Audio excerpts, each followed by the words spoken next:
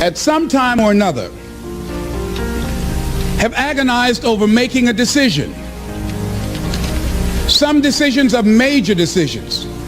And also there are a lot of small decisions that we don't make, that they tax our minds, they drain our energy. They create a lot of anxiety and nervousness because we don't take care of it. We decide not to decide, which is a decision.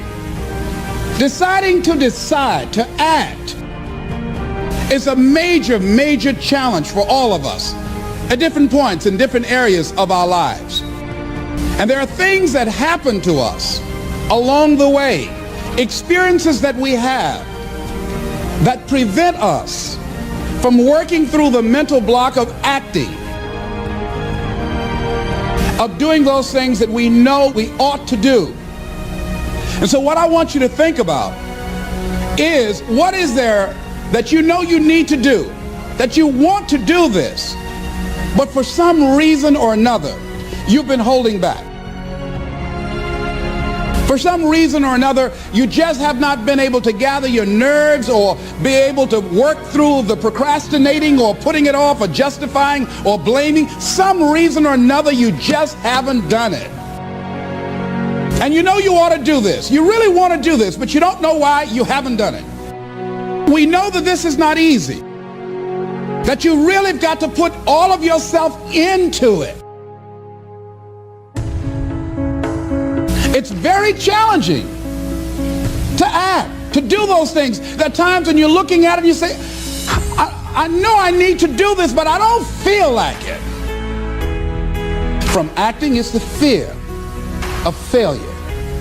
And if you've already failed, you don't want to fail again. The pain of that, the disappointment, the fear of loss is another thing. Because many times when we do those things that we know we need to do, we feel that we might lose somebody. Many of us don't act because we want other people's approval. Many of us don't do the things that we want to do and don't act because of lack of self-confidence. We don't believe enough in ourselves. There are a lot of people that their jobs are making them sick because they won't act. You check out the absenteeism and the people that are depressed. And so there are many reasons why we don't act. There are other things, though, that affect us. It's that not wanting to take personal responsibility. We want somebody else to do it. Many times we pick up our inability to do certain things from people that we love, people that we admire. We identify with them, and we live in the context of their ideas, their opinions, and their life patterns. We buy into it unconsciously. I couldn't help but think that God wants greatness to come out of us.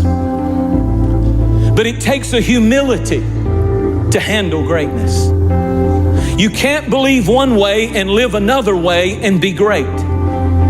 It's going to cost you some time. It's going to cost you some energy. It's going to cost you some sacrifice. It's going to cost you some resources. It's going to cost you some hours of your life laying down, paying the price, going the extra mile, doing what other people are not willing to do. Greatness is not cheap. Greatness always costs more. That's why there's not many people who achieve greatness. They're not willing to pay the price.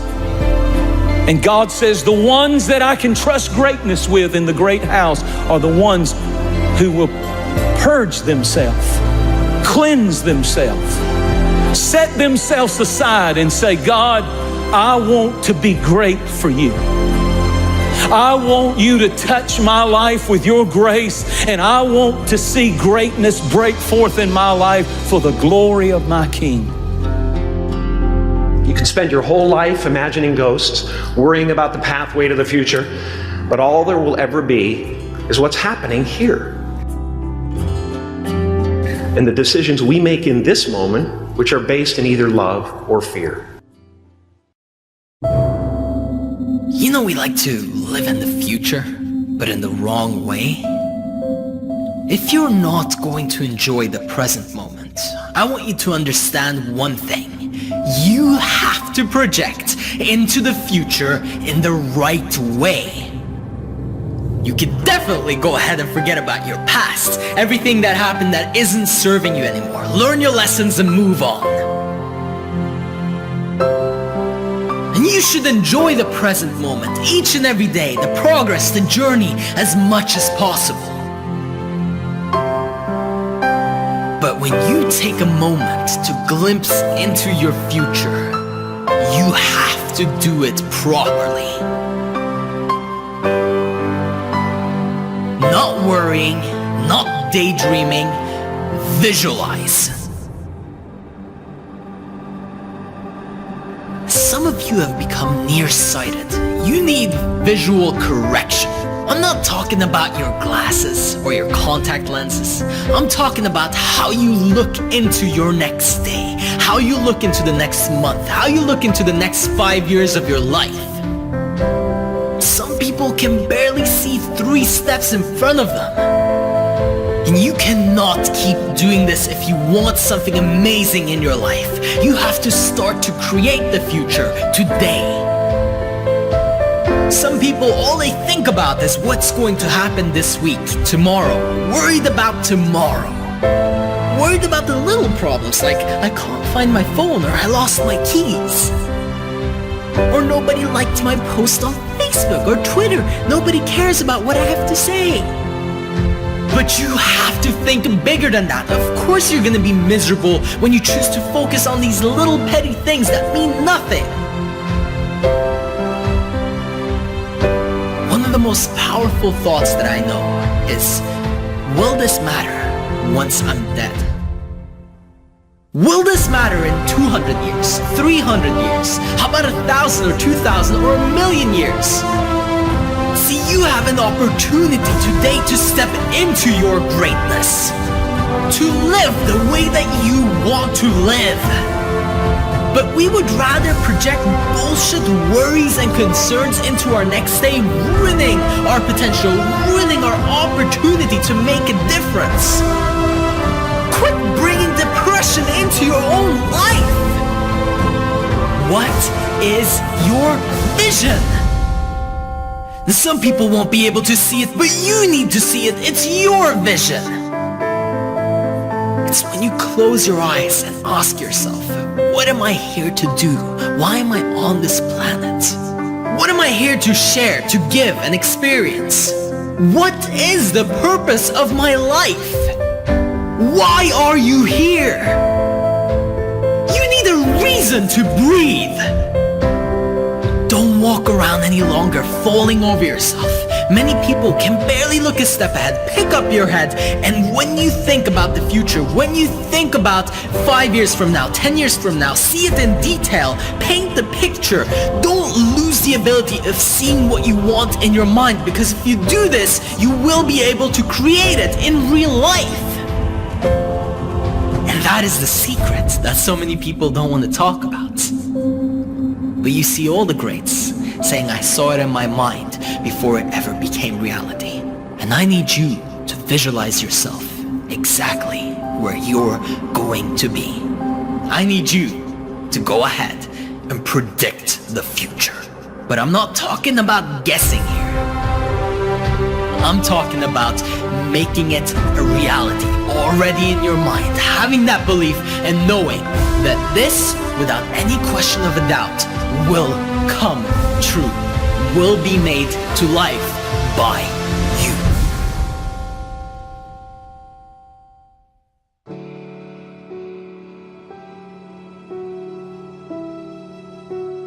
You want to be persistent about what it is that you want to achieve. Alexander Graham Bell said, what this power is, I cannot say.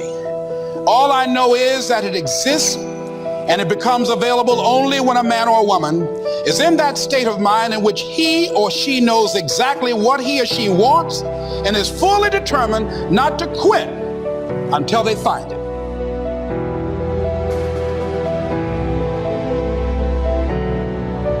Don't get caught up in, well, I've tried it 4 or 5 times and things didn't work out. If there's something that you want and you're hungry for it, you've got to do whatever is necessary until. And when you give the best you can and that's not enough, you must do what is required.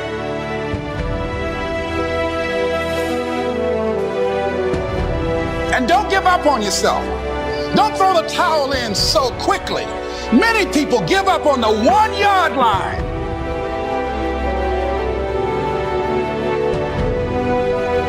Do whatever is required. Just go out there.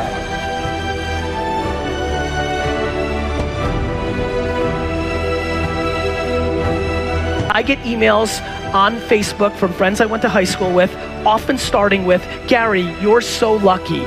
I reply to every single one of them, all of them. I am super not lucky. Let me remind you, Rick, remember when we graduated college and you went to the Jersey Shore every weekend and hooked up with chicks and drank beer? I worked.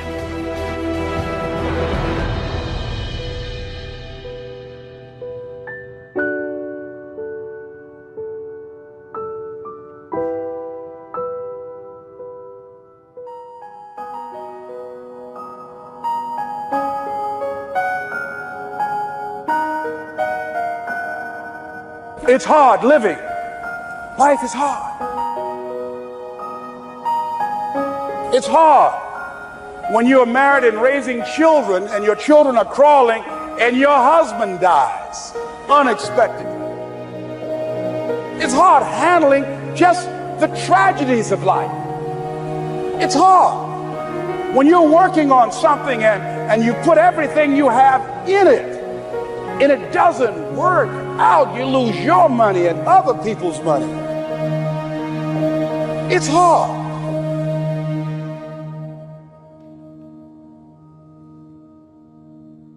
See, life is not just that simple. It's not that cut and dry. And that's why most people never realize their personal greatness, because they're casual about life. And when you are casual about life, you will end up a casualty. Life is serious business. So I encourage you to be persistent, to not decide that I've done the best I can. I guess I just can't have it. Don't make that decision. The disproportional reason so many people in here will not win, let's just get right to the chase. The disproportionate reason that most people in this room will not win is actually not the hard work. It's your lack of patience. The lack of patience is what hurts so many people.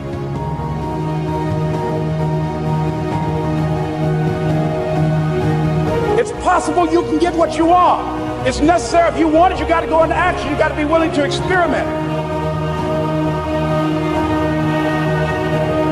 You got to be willing to fail and to succeed. You got to be willing to form and to develop new relationships. It's you, it's on you. You got to make that happen. Nobody's going to bring it to you on a silver platter and say, here's your dream manifested. You go through the challenges of life and you look at it and embrace whatever comes to you. Don't run from it. Step toward it. Don't try and duck it like most people do. See, most people want it easy.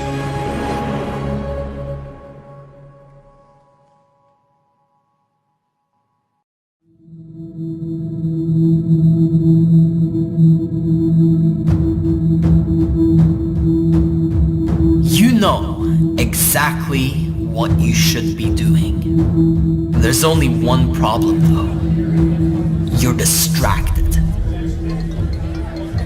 And no wonder, anytime you look around, there's all of this noise. From morning till night, there's distraction upon distraction. Another email, another phone call, another notification. But the greatest minds of all time have one thing in common. They were able to tune out the noise.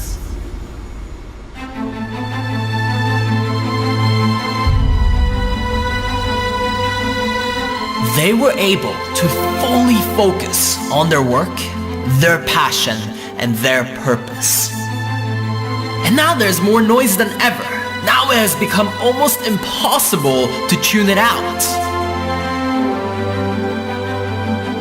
But do you know what that means? It means that the reward is even greater. Can you focus on your vision? Can you keep your attention on it no matter what happens?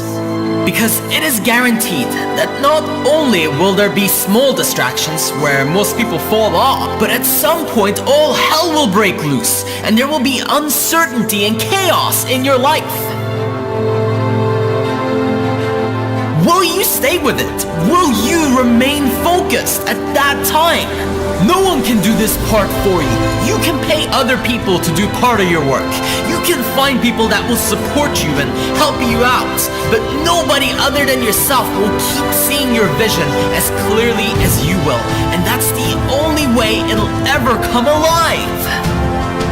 Who are you here to be? Not what. Who are you here to be? Who are you to the world? What do you have in you that needs to be brought out? That's your mission. That's the extraordinary passion that lives within. Stop numbing yourself by passing time. You need every second you can get. Stop escaping your calling by pretending like it's okay to settle for something else. You're not only failing yourself when you do that, you're failing all of us. And everyone close to you, everyone who actually cares about you. The moment that you try to sacrifice yourself to make some of those people around you happy, you're letting them down more than ever. The only problem is that you don't realize, and nor do they. But as you take that step towards your vision and tune out all of the critics, as you tune out all of the distractions, and as you gather all of your energy and concentrate all of your being on this one thing, that's when you're creating something that will remain unmatched. That is your deepest gift, and it's time to share it. Only through concentration and focus, only through applying yourself completely, fully, entirely, and giving your all until there's nothing left.